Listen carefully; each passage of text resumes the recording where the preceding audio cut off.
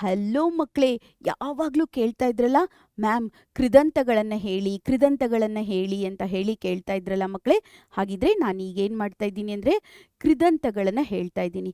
ಮಕ್ಕಳೇ, ಈ ವಿಷಯ ನಿಮ್ಗೆ ಇಷ್ಟ ಆಯಿತು, ಕೃದಂತಗಳು ಇಷ್ಟ ಆಗ್ತಾ ಇದೆ ಅಂತ ಹೇಳಿದ್ರೆ ಮರೀದೆ ಈ ವಿಡಿಯೋನ ಲೈಕ್ ಮಾಡಿ, ಹಾಗೇನೆ ನನಗೆ ಕಮೆಂಟ್ ಕೂಡ ಮಾಡಿ. ಬನ್ನಿ ಇನ್ಯಾಕ್ ತಡ, ಈ ಕೃದಂತಗಳನ್ನು ಕಲಿಯೋಣ. ಕೃತ್ ಪ್ರತ್ಯಯಗಳು ಅಂತ ಹೇಳಿದ್ರೆ ಧಾತುಗಳಿಂದ ಆದಂಥದ್ದು ಅಂತ ಹೇಳಿ ಬರುತ್ತೆ.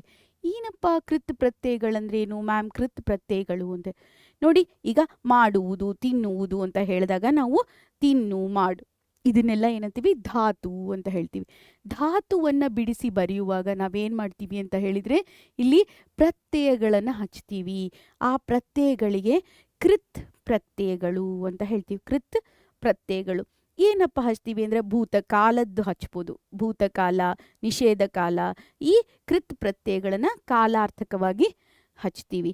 ಹೇಗಪ್ಪ ಮಾಡ್ತೀವಿ ಅಂತ ಹೇಳಿದಾಗ ನಿಮ್ಗೆ ಗೊತ್ತಾಗುತ್ತೆ.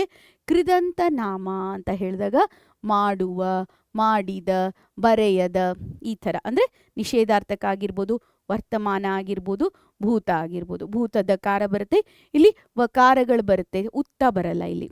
ಓಕೆ, ಇಲ್ಲಿ ಭಾವನಾಮಗಳು ಅಂತ ಬರುತ್ತೆ. ಭಾವನಾಮಗಳು ಅಂದರೆ ಏನು ಮ್ಯಾಮ್ ಅಂತ ಕೇಳ್ಬೋದು ನೀವು. ಭಾವನೆ ಅನ್ನೋದು ಸ್ವಲ್ಪನೇ ಟೈಮಲ್ಲಿರುತ್ತೆ. ಸ್ಥಿತಿ ಅಲ್ವಾ?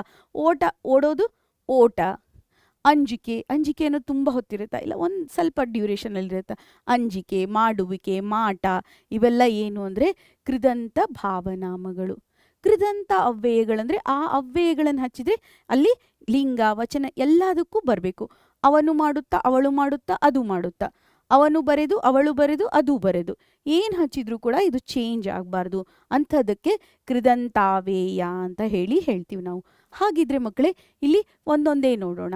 ಕೃದಂತ ನಾಮ, ಇಲ್ಲಿ ನೋಡಿ ಮಾಡಿದ ಅಂತ ಬರುತ್ತೆ. ಭಾವನಾಮದಲ್ಲಿ ಮಾಟ ಬರುತ್ತೆ. ಇಲ್ಲಿ ಕೃದಂತಾವೇಯದಲ್ಲಿ ಮಾಡಿ ಅಂತ ಬರುತ್ತೆ. ತಿನ್ನುವ, ತಿನ್ನುವಿಕೆ, ತಿನ್ನು. ನಡೆಯುವ, ನಡೆತಾ, ನಡೆಯುತ್ತಾ. ಓಡಿದ, ಓಟ, ಓಡಿ ಅಂತ ಹೇಳಿ. ಹಾಗಿದ್ರೆ ಕೃದಂತ ನಾಮಗಳನ್ನು ಸ್ವಲ್ಪ ತಿಳ್ಕೊಳ್ಳೋಣ. ಧಾತುಗಳಿಗೆ ಕೃತ್ ಮೊದಲಾದ ಅರ್ಥದಲ್ಲಿ ಸಾಮಾನ್ಯವಾಗಿ ಆ ಪ್ರತ್ಯಯಗಳನ್ನು ಹಚ್ಚಿದರೆ ನಾವೇನಂತ ಹೇಳ್ತೀವಿ? ಕಾಲಸೂಚಕ ಪ್ರತ್ಯಯಗಳು. ಕಾಲಸೂಚಕ ಪ್ರತ್ಯಯಗಳು ಸೇರ್ಕೊಳ್ಳೋದಕ್ಕೆ ಕೃದಂತ ನಾಮಗಳು, ಕೃನ್ನಾಮಗಳು, ಕೃದಂತ ನಾಮಗಳು ಅಂತ ಹೇಳ್ತೀವಿ ಮಕ್ಕಳೇ. ಇಲ್ಲಿ ನೋಡಿ, ಓಡುವ, ಬಾಳುವ, ಬರೆಯುವ. ನೋಡಿ, ಓಡದ, ಬಾಳದ, ಬರೆಯದ ಅಂತ ಹೇಳಿ ಬರುತ್ತೆ. ಭೂತಕಾಲದಲ್ಲಿ ಓಡಿದ, ಬಾಳಿದ, ಬರೆದ ಅಂತ ಹೇಳಿ ಬರುತ್ತೆ. ಇಲ್ಲಿ ನೋಡಿ, ಓಡುವ ಅವನು, ಓಡುವವನು, ಓಡುವನಿಂದ, ಓಡುವವಳಲ್ಲಿ, ಓಡುವುದನ್ನು, ಈ ಥರ ನಾವು ಅದನ್ನು ಕೃತ್ ನಾಮಗಳು ಅಂತ ಹೇಳ್ತೀವಿ.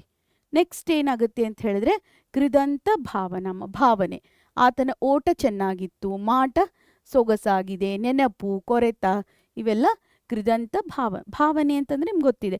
ಅಲ್ಲಿ ಧಾತು ಇರಬೇಕು, ಭಾವನೆಯೂ ಇರಬೇಕು. ಅಂಥದಕ್ಕೆ ಕೃನ್ನಾಮಗಳು ಅಂತ ಹೇಳ್ತೀವಿ. ಭಾವವನ್ನು ತಿಳಿಸುವುದರಿಂದ ಅದನ್ನು ಕೃದಂತ ಭಾವನಾಮ ಅಂತ ಹೇಳ್ತೀವಿ. ಕೃದಂತಾವೇಯಗಳಂತೂ ನಿಮ್ಗೆ ಈಗಾಗಲೇ ಹೇಳ್ಬಿಟ್ಟಿದ್ದೀನಿ. ಅದನ್ನು ಮಾಡುತ್ತಾ, ಬರೆಯುತ್ತಾ ಅಂತ ಹೇಳಿದಾಗ ಅದು ಚೇಂಜ್ ಆಗಲ್ಲ ಅಂತ ಹೇಳಿ. ಹಾಗಿದ್ರೆ ಈ ಕೃದಂತಗಳು ನಿಮಗೆ ಪಕ್ಕಾ ಆಯಿತು ಅಂತ ಅಂದ್ಕೊಳ್ತೀನಿ.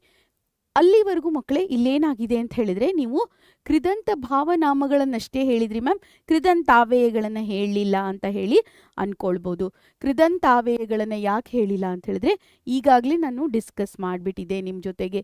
ಕೃದಂತ ಅವ್ಯಯಗಳನ್ನು ಮಾಡುತ್ತಾ, ಬರೆದು, ಕೇಳಲಿಕ್ಕೆ, ಓದುತ್ತಾ ಅಂತ ಕೃದಂತಾವೇಯಗಳು. ಹಾಗಾಗಿ ನೀವೇನು ಮಾಡಬೇಕು ಅಂತ ಹೇಳಿದ್ರೆ ಕೃದಂತ ಭಾವನಾಮ, ಕೃದಂತ ನಾಮ, ಕೃದಂತ ಭಾವನಾಮ, ಕೃದಂತಾವೇಯ ಮೂರನ್ನು ನೆನ್ಪಿಟ್ಕೊಂಡೆ ಇಲ್ಲಿ ಸಾದೃಶ ರೂಪದಲ್ಲಿ ಕೇಳಬಹುದು. ಆದ್ದರಿಂದ ಬರುತ್ತೆ. ಓಕೆ ಮಕ್ಕಳೇ, ಹಾಗಿದ್ರೆ ನಾನು ಈ ತರಗತಿಯನ್ನು ನಿಮ್ಮ ಜೊತೆಗೆ ಹಂಚ್ಕೊಂಡಿದ್ದೀನಿ. ಕೃದಂತ ವೇಯಗಳು ಅಥವಾ ಕೃದಂತಗಳು ಅಂತ ಇದರಲ್ಲಿ ಕೃದಂತ ನಾಮ, ಕೃದಂತ ಭಾವನಾಮ, ಕೃದಂತ ಅವ್ಯಯಗಳು. ಕೃತ್ ಪ್ರತ್ಯಯಗಳು ಅಂದರೆ ಧಾತುಗಳಿಂದ ಆದಂಥದ್ದು ಅಂತ ಸರಿನಾ ಮಕ್ಕಳೇ? ಈ ಮಾಹಿತಿ ಇಷ್ಟ ಆಯ್ತಾ ಮಕ್ಕಳೇ? ಇನ್ನೂ ನಮ್ಮ ಚಾನಲನ್ನು ಸಬ್ಸ್ಕ್ರೈಬ್ ಮಾಡಿರಲಿಲ್ಲ ಅಂತಂದರೆ ಸಬ್ಸ್ಕ್ರೈಬ್ ಮಾಡಿ ಮಕ್ಕಳೇ. ಮತ್ತು ನಮ್ಮ ಜೊತೆ ಸ್ಟೇ ಟ್ಯೂನ್ ಆಗಿರಿ. ನಿಮಗೆ ಎಕ್ಸಾಮಿಗೆ ಆಲ್ ದ ಬೆಸ್ಟ್ ಮಕ್ಕಳೇ.